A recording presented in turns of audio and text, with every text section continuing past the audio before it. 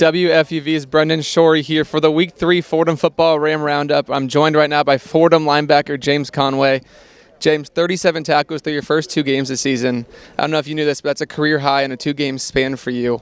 What has clicked so far in the beginning of this season that has made you be able to make plays so efficiently? I think first off, the D-line's been doing a great job just eating up blocks and allowing us linebackers to kind of flow freely to the football. So I think that paired with just running to the ball in every play has kind of done it. But the D-line's done a fantastic job. It seems like the interception last week kind of sparked the offense and the offensive output you guys had. Does this defense take pride in how they're able to shift the momentum like that? Yeah, I think so. I think every defense really wants to try to take the ball away. That's something we really pride ourselves in. So anytime you can do that, it really sparks up the team. So, yeah, definitely.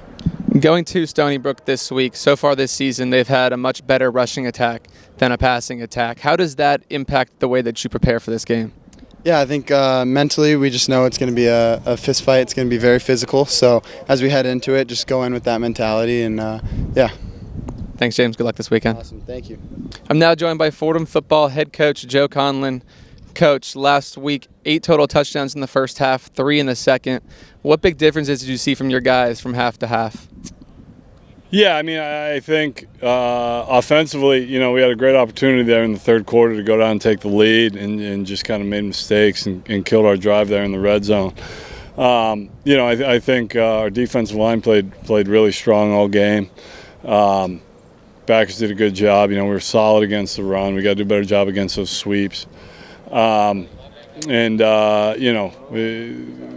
play against an offense like that, like you can't shoot yourself in the foot in the red zone. So, you got to finish drives, and that would have changed the complexion of that game if we went up 35-34 and would have completely changed the fourth quarter. So, we just got to finish drives and continue to have success. You just mentioned the linebacking group. I don't know if you just heard me talk to James Conway, but 37 tackles through the first 2 games. It's a career high in a 2-game span for him. Just how impactful has he been this year? Yeah, I mean, just from a leadership standpoint and from a play standpoint and how he's been blitzing on third down, he's been fantastic. We got to run the ball a little more effectively on offense, keep those guys off the field a little bit. But Jimmy's, I don't think Jimmy cares. I think he just wants to play and get after it, and he's been fantastic. And looking ahead to this weekend at Stony Brook, a much better rushing attack than passing attack so far this season, over 100 yards on the ground in their first 2 games. Mm-hmm. How do you prepare the guys for a game like that? Yeah, I mean, you gotta do a great job. Challenge the D-line. Put this one on them, and obviously challenge our offense to run the ball as effectively as they do. Dempster's a really good back, and the quarterback Chris, Zealous, he runs really well too. So.